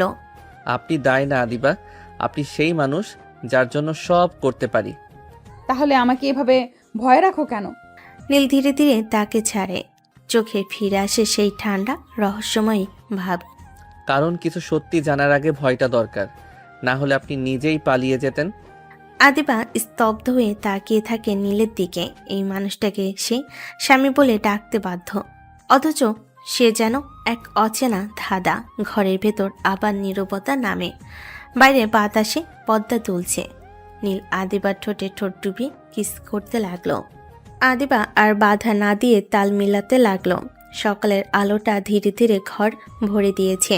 রাতে ভারী নীরবতা কেটে গিয়ে ঘরের ভেতর কেবল এখন নাস্তার প্লেটের শব্দ। আদিবা উঠোনের একপাশে বসে আছে, চোখে ঘুম আর মনে অজানা চাপ। নীল চুপচাপ বসে, মুখে কোনো অভিব্যক্তি নেই। ঠিক তখনই বাইরে গাড়ির শব্দ থামে, কয়েকজন লোকের পায়ের আওয়াজ ভেসে আসে। আদিবার বুকটা কেমন করে ওঠে, অজানা একটা ভয়, আবার অদ্ভুত এক আশা। হঠাৎ দরজা খুলে যায়। আদিবা তাকিয়ে দেখে মা। এক মুহূর্তের জন্য সব শব্দ থেমে যায়। আদিবার হাতের কাপটা কাঁপতে কাঁপতে টেবিলে পড়ে যায়। মা, কেমন আছো তুমি? সে দৌড়ে গিয়ে মায়ের গলা জড়িয়ে ধরে, চোখ দিয়ে অনবরত পানি ঝরতে থাকে, কিন্তু সে কাঁদার শব্দ বের হতে দেয় না, যেন এই মুহূর্তটাও কেউ কেড়ে নিতে পারে। মা দু হাত দিয়ে মেয়ের মাথা জড়িয়ে ধরে। আমি ভালো আছি মা, তুই কেমন আছিস? আদিবা একটু দূরে সরে মায়ের মুখের দিকে তাকায়। মায়ের চোখের নিচে ক্লান্তির ছাপ, মুখে চাপা চিন্তা। আমিও ভালো আছি। এই কথাটা বলার সময় তার ঠোঁট কাঁপে। মা সেটা ঠিকই বুঝে ফেলে। এভাবে ভালো কিভাবে আদিবা? তোর চোখে যে শান্তি নেই। আদিবা একবার নীলের দিকে তাকায়। নীল চুপচাপ দাঁড়িয়ে আছে, মুখে কোনো কথা নেই, কিন্তু চোখে তীক্ষ্ণ নজর। আদিবা আবার মায়ের দিকে ফিরে আসে। মানিয়ে নিচ্ছি, কিছু করার নেই। মানিয়ে নেওয়াই কি সব সমাধান? আদিবা হালকা হাসে, যে হাসিতে আনন্দ নেই, আছে অসহায়ত্ব। সারা জীবন তো এখানে থাকতে হবে মা, পালানোর জায়গা আর নেই। মা মেয়ের কথাই স্তব্ধ হয়ে যায়। নিজের আঁচলের কোণা দিয়ে চোখ মুছতে মুছতে বলে, আমি তোর এমনটা কখনো চাইনি মা। আমি জানি মা, কিন্তু ভাগ্য এমনই। আপনি বসুন, নাস্তা করুন। কণ্ঠটা ভদ্র, কিন্তু তাতে একটা দূরত্ব। মা নীলের দিকে তাকায়। এই মানুষটাই তার মেয়ের জীবনের সবচেয়ে বড় রহস্য। আমার মেয়েকে ভালো রাখবে তো? চেষ্টা করব। এই চেষ্টা করব কথাটাই আদিবার বুকের ভেতর কেমন যেন মোচড় দেয়। মা আবার আদিবার দিকে তাকিয়ে বলে, কিছু হলে আমাকে জানাবি মা। সব ঠিক আছে মা। কিন্তু তার চোখের জল আর কাপা শ্বাস বলে দেয় সব কিছু মোটেও ঠিক নেই। এই বাড়িতে, এই সম্পর্কে, এই জীবনে সব কিছু যেন তাকে ধীরে ধীরে মানিয়ে নেওয়ার জন্য বাধ্য করছে। আর সেই মানিয়ে নেওয়ার আড়ালে লুকিয়ে আছে আদিবার না বলা হাজারটা বিকেলের নরম আলোটা। বসার ঘরের মেঝেতে লম্বা ছায়া ফেলে রেখেছে। ঘরের ভিতর একটা চাপা গম্ভীরতা। নীল চুপচাপ দাঁড়িয়ে আছে জানালার পাশে, বাইরে তাকিয়ে। তার পেছনে চেয়ারে বসে আছেন তার বাবা, চুলে পাক ধরা, চোখে অভিজ্ঞতার ভার। নীলের বাবা গভীর শ্বাস নিয়ে ডাকলেন, নীলের বাবা। নীল ফিরে তাকালো, চোখে কোনো ভয় নেই, আছে অদ্ভুত এক জেদ। তুই এমন কেন করলি রে? যা হবার ছিল হয়ে গেছে। জোর করে সব কিছু টেনে আনার দরকার ছিল? নীল ধীরে জানালার পর্দা সরিয়ে আলোটা ঢুকতে দিল, তারপর শক্ত গলায় বলল, না বাবা, আমি ঠিকই করেছি। একটা মেয়ের জীবন এভাবে উলট পালট করে দিয়ে ঠিক বলছিস? ওদের সম্মান আছে বাবা, আমাদের নাই। এই ভেবেই তো সব আমাদের মানুষ ভাবেনি। ওদের টাকা, ওদের নাম, ওদের অহংকার, সব কিছুর কাছে আমরা ছোট। সম্মান জোর করে আদায় করা যায় না নীল। সম্মান আদায় করিনি বাবা, আমি শুধু ওদের মনে করিয়ে দিয়েছি সবাই মানুষ, কারো রক্ত নীল না, কারো কষ্ট কম না। এই পথে গেলে অনেক আগুনে পুড়তে হবে বাবা, তুই সামলাতে পারবি? পূর্ব বাবা, কিন্তু মাথা নিচু করে আর বাঁচব না। ঘরের ভেতর আবার নীরবতা নেমে আসে। দূরে কোথাও আজানের ধ্বনি ভেসে আসে। সময় যেন থমকে যায়। বাবা দীর্ঘশ্বাস ফেলে বলেন, আল্লাহ তোকে সঠিক পথে রাখুক বাবা। আমার পথ আমি ঠিকই বেছে নিয়েছি বাবা। ঘরে বাতাস ভারী হয়ে ওঠে। এই সিদ্ধান্ত শুধু নীলে নয়, এই সিদ্ধান্তের ঢেউ এসে আসতে পড়বে আদিবার জীবনেও। আর সামনে অপেক্ষা করছে এমন সব হিসেব যার শেষ কথাই তা এখনও কেউ জানে না। দরজার বাইরে নিঃশব্দে দাঁড়িয়েছিল আদিবা। সে আসলে আড়ি পাততে আসেনি, মায়ের জন্য পানি নিতে এসেছিল। কিন্তু নীল আর তার বাবার কথাগুলো কানের ভেতর ঢুকে বুকের গভীরে গেঁথে গেল। ওদের সম্মান আছে, আমাদের নাই, সবাই মানুষ। এক একটা বাক্য যেন মাথার ভেতর ঘুরপাক খেতে লাগলো। আদিবার হাতের গ্লাসটা কেঁপে উঠল, চোখ বড় হয়ে গেল। ও ধীরে ধীরে এক পা পিছিয়ে নিল, যেন আরও কিছু না শোনে। কিন্তু ততক্ষণে দেরি হয়ে গেছে। নীল কি বলছিল, কার কথা বলছিল? ওদের। আদিবার বুকের ভেতর অজানা ভয় জমে উঠল। তার পরিবার, তার বাবা মা। সে আর চুপ থাকতে পারল না। দরজার সামনে থেকে এক পা এগিয়ে এসে কাপা গলায় বলল, কি এমন আছে নীল? কি এমন আছে যা আমার পরিবারের সাথে জড়িত? ঘরের ভেতর মুহূর্তে নিস্তব্ধতা নেমে এলো। নীল আর তার বাবা দুজনেই চমকে উঠল। নীল ঘুরে তাকালো, চোখে এক মুহূর্তের জন্য স্পষ্ট বিস্ময়। তারপরে আবার সেই কঠিন মুখোশ। নীলের বাবা হতভম্ব গলায় বলেন, মা, তুমি এখানে? আমি সব শুনে ফেলেছি। সম্মান, অধিকার, হিসেব, এসব কার সাথে? আমার পরিবার তোমার কি করেছে নীল? নীল এগিয়ে এসে দরজাটা আস্তে করে বন্ধ করলো। তারপর নিচু গলায় বলল, আপনি যা শুনেছেন সব বোঝার মতো সময় এখনো আসেনি। সময়? আমার জীবনটা তোমরা সিদ্ধান্ত নিয়ে ফেলেছো, আর আমি জানবো না কেন? আমি বুঝতে পারছি না নীল। আমি তো কোনো অন্যায় করিনি। আমার বাবা মার তো কাউকে অপমান করেনি। সব অন্যায় চোখে দেখা যায় না আদিবা, কিছু অন্যায় মানুষের অহংকারে লুকিয়ে থাকে। মা, কিছু কথা না জানাই ভালো, সব জানলে কষ্ট বাড়ে। আমার কষ্ট কি কম ছিল? জোর করে বিয়ে, বন্দি জীবন, এগুলো কি কম? আপনি শুধু বিশ্বাস রাখুন, সময় আসবে, সব নিজেই সামনে আসবে। না নীল, এইভাবে অন্ধকারে রেখে ভালোবাসা হয় না। এইভাবে রহস্য রেখে সংসার চলে না।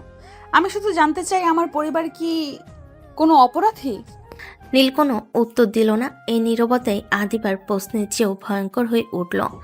আদিবার এক সেকেন্ডও দাঁড়ালো না। তার চোখে আগুন, কণ্ঠে জমে থাকা সব ক্ষোভ।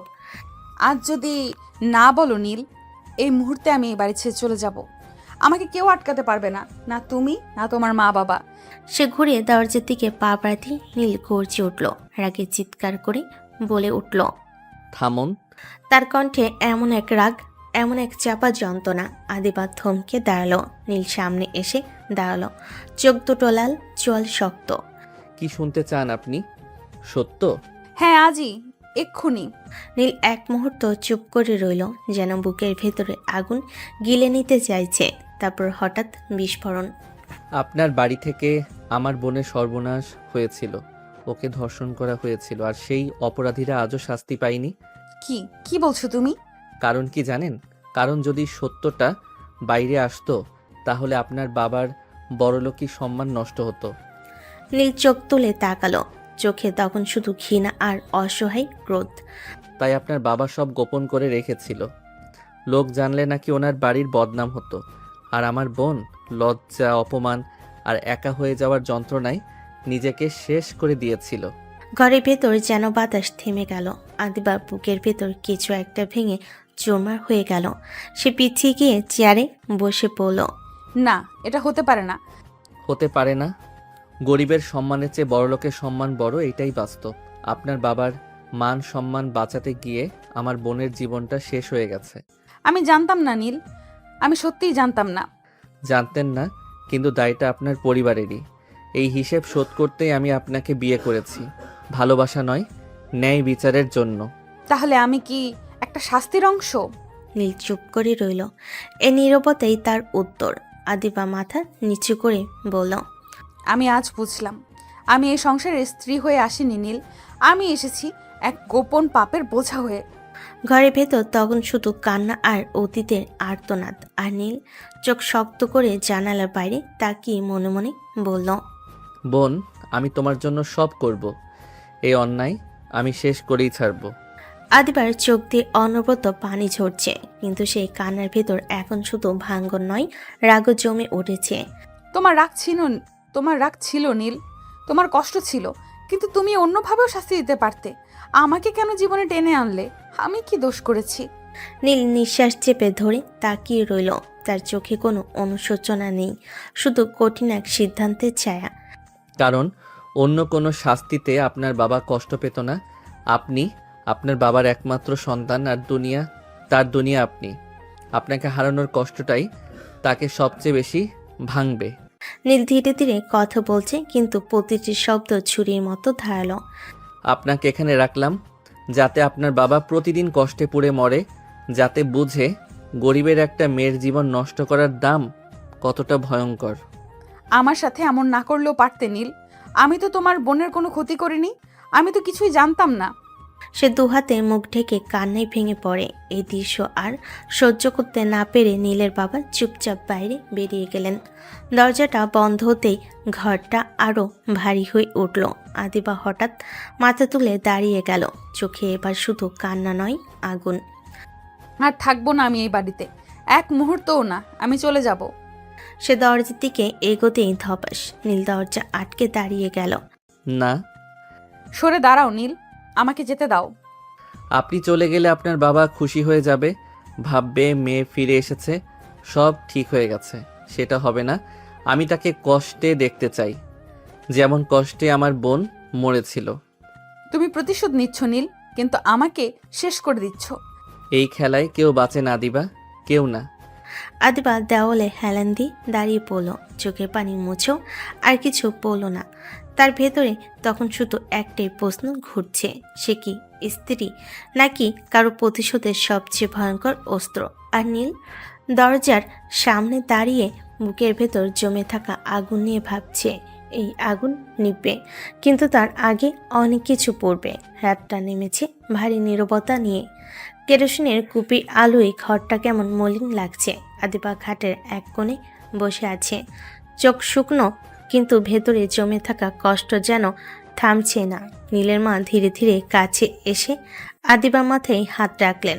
মায়ের স্পর্শের সামান্য উষ্ণতা আছে, অথচ আদিবার বুকের ভেতর জমাট বরফ গলছে না। মা খাও, সারাদিন কিছু মুখে দাওনি, শরীরটা ভেঙে যাবে। আদিবা চোখ তুলে তাকালো। সেই চোখে আজ আর শুধু রাগ নয়, হতাশা, অপমান আর গভীর এক ক্লান্তি। আমি কিছুই খাবো না। আমার কষ্টে যদি আমার বাবা কষ্ট পায়, তাহলে আমি নিজেই কষ্ট সহ্য করে শেষ হয়ে যাব, যাতে আপনার ছেলে খুশি হয়। এমন কথা বলিস না মা, এমন কথা মুখে আনিস না। কষ্ট পেলে সমাধান হয় না, কষ্ট শুধু বাড়ে। আপনার ছেলে আমাকে এখানে আটকে রেখেছে, আমার বাবাকে কষ্ট দেওয়ার জন্য আমাকে ব্যবহার করেছে। তাহলে আমার কষ্টের দাম কি? শোন মা, তুই কারো শান্তি হওয়ার জন্য জন্মাস নাই। তুই মানুষ, তোর জীবন আছে, তোর ভবিষ্যৎ আছে। আদিবার চোখে পানি টলমল করে উঠল, কিন্তু সে শক্ত গলায় বলল, আমাকে চলে যেতে দিন মা। আমি এখানে থাকলে শুধু ঘৃণা বাড়বে। আমি আর পারছি না। চলে যাওয়ার কথা সহজ, কিন্তু পথটা সহজ না মা। আজ তুমি ভেঙে পড়েছিস, তাই সব অন্ধকার লাগছে, কিন্তু নিজের ক্ষতি করার কথা ভাবিস না। কোনো মা সেটা সহ্য করতে পারে না। তুই শক্ত থাক, আজ না হয় কাল সত্যর ওজন সবাই বুঝবে। আর তুই একা না, এই ঘরে অন্তত একজন আছে যে তোকে মেয়ে ভাবে। আদিবা চুপ করে রইল, কান্না নামলো না, কথাও বেরোলো না। কেবল বুকের ভেতরটা একটু হালকা লাগলো। এই অন্ধকারে কারো কণ্ঠে অন্তত মানবিকতার শব্দ আছে বলে। ঘরের বাইরে দূরে কোথাও নীল দাঁড়িয়ে ছিল। মায়ের কণ্ঠ আর আদিবার ভাঙ্গা স্বর তার কানে এসে লাগলো। এক মুহূর্তে জন্য তার চোখের কঠোরতা নড়ে চড়ে উঠল, কিন্তু সে আবার নিজেকে শক্ত করল। প্রতিশোধের আগুনে মানুষের কষ্ট যে কতটা গভীর হতে পারে সেটা বুঝতে সময় লাগে। অনেক রাত গড়িয়ে গেছে, ঘরে নিভু নিভু আলো, বাইরে ঝিঝি পোকার শব্দ, নিস্তব্ধতার ভেতর যেন কানে কাটা দিয়ে ঢুকে যাচ্ছে। নীলের মা আদিবাকে অল্প করে ভাত আর ডাল খাইয়ে দিয়ে নিঃশব্দে বেরিয়ে গেছেন। দরজা বন্ধ হতে ঘরটা আবার শূন্য হয়ে গেল। আদিবা খাটের একপাশে বসে আছে, পিঠ সোজা, চোখে শূন্য। খাওয়া শেষ হলেও বুকের ভেতরে ক্ষুধা মিটল না। অনেক পরে দরজার খটখট শব্দ, তারপর দরজা খুলে নীল ঢুকল। দিনভর বাইরে থাকার ক্লান্তি তার মুখে, কিন্তু চোখে সেই পুরনো কঠোরতা। সে ধীরে ধীরে এগিয়ে এলো। এত দূরে বসে আছেন কেন? আদিবা কোনো উত্তর দিল না। সে নীল আরও কাছে এলো। আদিবা সরে যেতে চাইতে নীল হাত বাড়িয়ে দিল। আদিবা ঝাঁকুনি দিয়ে হাত সরিয়ে বলল, ছাড়ো নীল, আর এক পাও কাছে আসবে না। না, আজ একদমই না। আদিবা চোখ বড় বড় করে তাকালো। সেই চোখে এবার আর শুধু রাগ না, ভয় আর অপমান মিলেমিশে গেছে। কি চাও তুমি? এটাও কি তোমার প্রতিশোধের অংশ? যদি মনে করেন এতে আপনি কষ্ট পান তাহলে হ্যাঁ, এটাও প্রতিশোধ। তাহলে আমার কষ্টটাই তোমার সাফল্য? আমি মানুষ নই, শুধু হাতিয়ার। সে আবার সরে যেতে চাইল। নীল এক মুহূর্তের জন্য এগোতে গিয়েও থেমে গেল। তার চোখের ভিতর কিছু একটা ভাঙল। আপনি জানেন না আমি কি হারিয়েছি? আর তুমি জানো না তুমি আমাকে কি বানিয়েছো। দুজনের মাঝখানে হঠাৎ একটা অদৃশ্য দেওয়াল দাঁড়িয়ে গেল। নীল হাত নামিয়ে নিল, শ্বাসটা ভারী হয়ে উঠল। আমি ভাবতাম আপনি কাঁদলে আমার কষ্ট কমবে, কিন্তু কিছু কষ্ট আছে যেগুলো কাউকে কষ্ট দিয়ে ভরাট হয় না। তাহলে কেন থামছো না? কেন আমাকে যেতে দাও না? নীল জবাব দিল না, শুধু বিছানার অন্য পাশে বসে পড়ল, দুই কোণেতে হাঁটুতে রেখে মাথা নিচু করল। কারণ আমি যদি আপনাকে ছেড়ে দেই তাহলে সব শেষ হয়ে যাবে। আমার বোনের কষ্ট, আমার মায়ের কান্না, সব। ঘরে আবার নীরবতা নামলো, কিন্তু এবার সেই নীরবতা আগের মতো ভয়ঙ্কর না। এটা ভারী, চাপা, দম বন্ধ করা। আদিবা ধীরে বলল, তোমার রাগ বুঝি নীল, কিন্তু আমাকে ভেঙে তুমি তোমার বোনকে ফিরিয়ে পাবে না। আজ আর কিছু হবে না, ঘুমান। সে উঠে জানালার পাশে গিয়ে দাঁড়ালো। পিঠ ফিরিয়ে আদিবা খাটে শুয়ে পড়ল, চোখ বন্ধ করলো। ঘুম এলো না, কিন্তু এই প্রথম মনে হলো আজ অন্তত তার অসম্মতিকে কেউ অতিক্রম করেনি। রাতটা কাটলো দুজনের মাঝখানে, এক বিছানায় থেকেও অসংখ্য দূরত্ব নিয়ে। সকালের আলোটা আজ অদ্ভুত রকম ভারী। মাটির উঠোনে জমিদার বাড়ির গাড়ি থামতেই চারপাশে একটা চাপা উত্তেজনা ছড়িয়ে পড়ল। নীল বাইরে বেরিয়ে এলো। আদিবা দরজার আল থেকে দাঁড়িয়ে সব দেখছে। হৃৎপিণ্ডটা অজানা আশঙ্কায় কাঁপছে। জমিদার সাহেব গম্ভীর মুখে এগিয়ে এসে বললেন, নীল বাবা, আজ আমি কোনো জমিদার হয়ে আসিনি, একজন বাবা হয়ে এসেছি। আমার মেয়েকে মুক্তি দাও। আমি দেরি করেছি জানি, কিন্তু আজ সব ঠিক করেছি। যারা তোমার বোনের সাথে অন্যায় করেছিল সব পাপীদের শাস্তি হয়েছে, পুলিশ নিয়ে গেছে তাদের। এই কথাটা শুনে আদিবার বুক কেঁপে উঠল। সে বাইরে এসে দাঁড়ালো। নীল ধীরে কিন্তু দৃঢ় কণ্ঠে বলল, শাস্তি হয়েছে, এটা ভালো, কিন্তু আদিবা এখন শুধু আপনার মেয়ে না, ও আমার স্ত্রী। আমি ওকে ভালোবাসি, ওকে আমি কিছুতেই যেতে দিতে পারবো না। ভালোবাসো? তুমি আমাকে ভালোবাসো না নীল। ভালোবাসা এমন হয় না। নীল ঘুরে আদিবার দিকে তাকালো। চোখে আজ আর আগুন নেই, আছে ক্লান্ত সত্য। আপনি জানেন না আমি কবে থেকে আপনাকে ভালোবাসি। আপনাদের বাড়িতে কাজ করতে যেতাম বাবার সাথে। আপনি তখনও জানতেন না আমি কে। আপনার হাসি, আপনার দৃঢ়তা, আমি তখনই বুঝেছিলাম আপনি শুধু জমিদারের মেয়ে নন, আপনি শক্ত একজন মানুষ। আমি ভুল করেছি বাবা, অনেক বড় ভুল। মা, তুই যদি থাকতে চাস থাক, আর যদি যেতে চাস এই বাবা আজ আর আটকাবে না। আদিবা কিছু বলল না, শুধু দাঁড়িয়ে রইল। জমিদার ধীরে নীলের দিকে ফিরে বললেন, যদি সত্যিই ভালোবাসিস তাহলে কষ্ট দিস না, ভরসা দিয়ে আগলে রাখিস। এই কথা বলে তিনি চোখ মুছলেন, মাথায় হাত বুলিয়ে দোয়া করে চলে গেলেন। উঠোনা পান নিঃশব্দ। নীল ধীরে আদিবার কাছে এলো। চলুন। সে কোনো জোর করলো না, শুধু দরজাটা খুলে দিল। রুমে ঢুকে নীল দরজা বন্ধ করলো। আদিবার সামনে এসে থামলো। আমি ভুল করেছি অনেক। রাগে, ঘৃণায় ভালোবাসাটাকে আমি নিজেই আঘাত করেছি। সে খুব ধীরে অনুমতি চাওয়ার মতো করে আদিবার হাত ধরলো। কিন্তু বিশ্বাস করুন, আমি সত্যিই আপনাকে ভালোবাসি। আদিবার চোখ ভিজে উঠল। সে হাত ছাড়লো না, আবারও ধরে রাখলো না, শুধু ফিস ফিস করে বলল, আমিও এত কিছুর মাঝে তোমাকে ভালোবেসে ফেলেছি নীল। নীল খুশি হয়ে আদিবাকে জড়িয়ে ধরে কিস করলো কয়েকটা, তারপর জড়িয়ে ধরে বারবার অনুতপ্ত হলো। আদিবাও ভুলগুলো ক্ষমা করে ভালোবাসে সিক্ত হয়ে গেল। পূর্ণতা পেল তাদের ভালোবাসা।